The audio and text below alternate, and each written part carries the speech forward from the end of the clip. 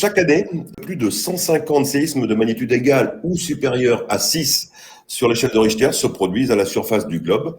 Donc, l'alerte des populations avant l'arrivée des secousses est un enjeu vital puisqu'il y a à épargner des vies. En fait, on ne sait pas prédire quand le séisme va se déclencher, mais par contre, une fois qu'il se déclenche, on va être capable potentiellement de mesurer ce qui se passe avant que des gens ressentent les effets du séisme. Les PEGS, donc en anglais Prompt Elastogravity Signals, c'est des signaux vraiment intéressants qu'on a découvert il y a très peu de temps en fait. 2017, le premier article d'observation de ces signaux. En fait, ce qui se passe, c'est quand vous avez un grand séisme, vous allez bouger une grande masse de roches assez vite, vous allez perturber le champ gravitationnel terrestre. En fait, le G, qui est responsable de la gravité, va fluctuer, alors très peu, c'est vraiment un signal très faible, mais c'est mesurable. Et en particulier, on s'est rendu compte qu'on pouvait mesurer ça sur des sismomètres, parce qu'un sismomètre, ça mesure une accélération, et il se trouve que la gravité, c'est une accélération. Et le deuxième truc intéressant sur ces PEGs, c'est que la gravité, elle a la propriété intéressante de se propager à la vitesse de la lumière, et donc beaucoup plus vite que les ondes sismiques. Et donc en 2017, c'est des collègues qui se sont rendus compte que sur des sismomètres, on arrivait à avoir un signal avant les ondes sismiques. Et alors pourquoi on a mis si longtemps avant de se rendre compte de ça? C'est parce que le signal est environ 1 million de fois plus faible que les ondes sismiques. Donc c'est vraiment tout petit. Donc à l'occasion du séisme de Tohoku, donc du Japon en 2011, il y avait beaucoup de très bonnes données. Le séisme était très fort et donc il a quand même fallu, je crois, 6 ans pour arriver à voir ce signal. Mais les collègues ont fini par le voir et surtout ils ont réussi à le modéliser. Et donc là maintenant il y a plus trop de débat, quoi. Le signal est vraiment identifié. Il est très faible, mais très rapide.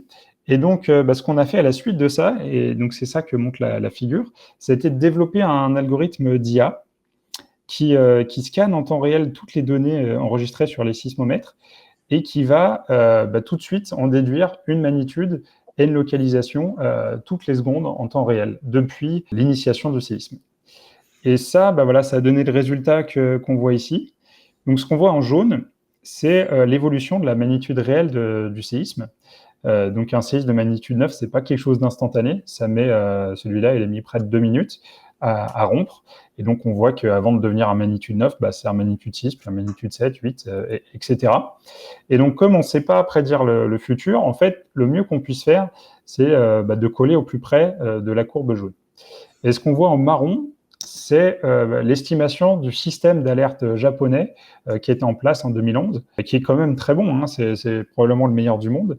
Mais vous voyez que donc il y a deux choses. La première, c'est qu'il y a un temps de latence. Il démarre environ un peu plus de 20 secondes après l'initiation du séisme. Et ça, c'est parce qu'il faut qu'il attende l'arrivée des premières ondes sismiques, les ondes P, pour se mettre en place.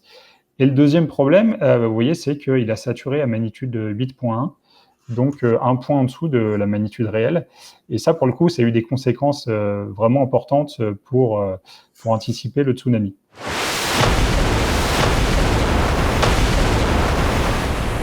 Pour la petite histoire, en fait, il avait été estimé qu'il n'y aurait jamais un séisme de magnitude de plus de 7 dans la région de Fukushima. Et donc, tout avait été dimensionné pour un tsunami de magnitude 8. Et en fait, ça a été 9 et ça a dépassé les digues. Et voilà, mais bon, ça, c'est des choses à plus long terme, mais même à court terme, il y a des choses à faire.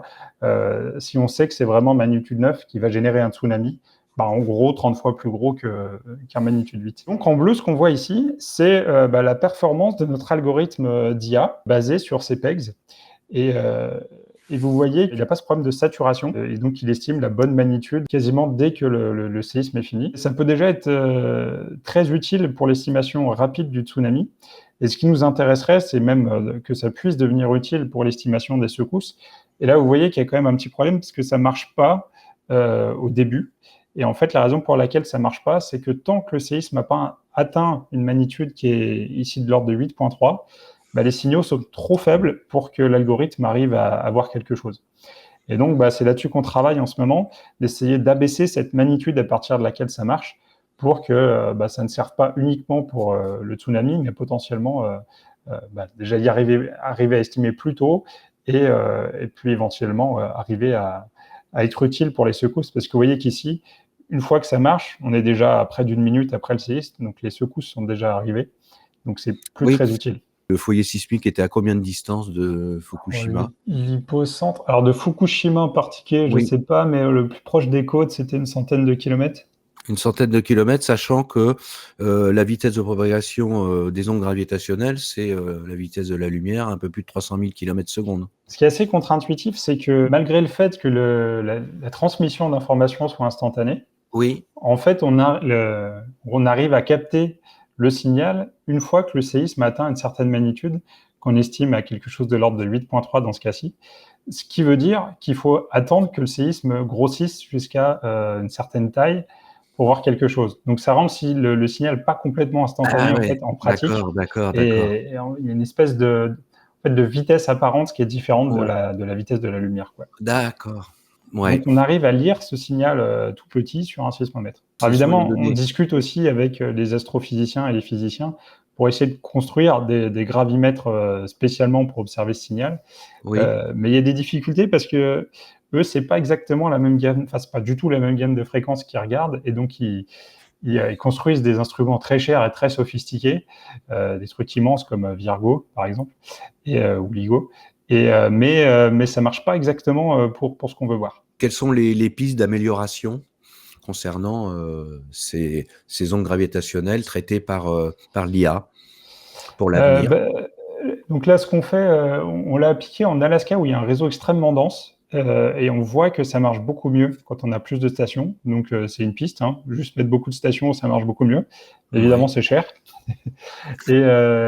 Et sinon, en fait, le projet qu'on a, ça serait d'essayer de construire. Là, on l'a fait régionalement à l'échelle du Japon ou à l'échelle de l'Alaska. On l'a fait à l'échelle d'autres pays. Mais on voudrait le faire globalement, c'est-à-dire sur toutes les stations du monde.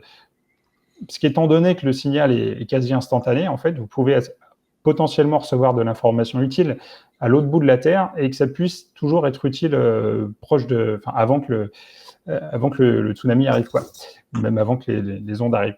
Et donc, c'est aussi quelque chose qu'on est en train de faire. On essayait aussi d'essayer de débruiter les signaux parce que le signal est très faible, ce qui n'est pas forcément grave si le niveau de bruit est très faible, mais on arrive toujours au niveau de bruit. Parce que la Terre, en fait, elle bouge tout le temps. Et donc, on travaille aussi un petit peu dans cette optique pour réduire le niveau de bruit.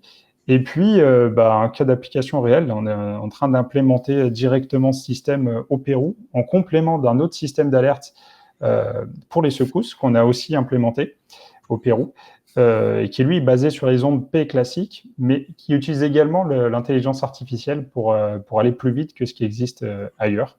Super, en tout cas. Merci beaucoup, Quentin. C'était très complet, très précis et très clair. On passe directement à la suite. Merci pour tout. Merci on va à vous. s'occuper d'un livre. On va du côté de l'Afrique.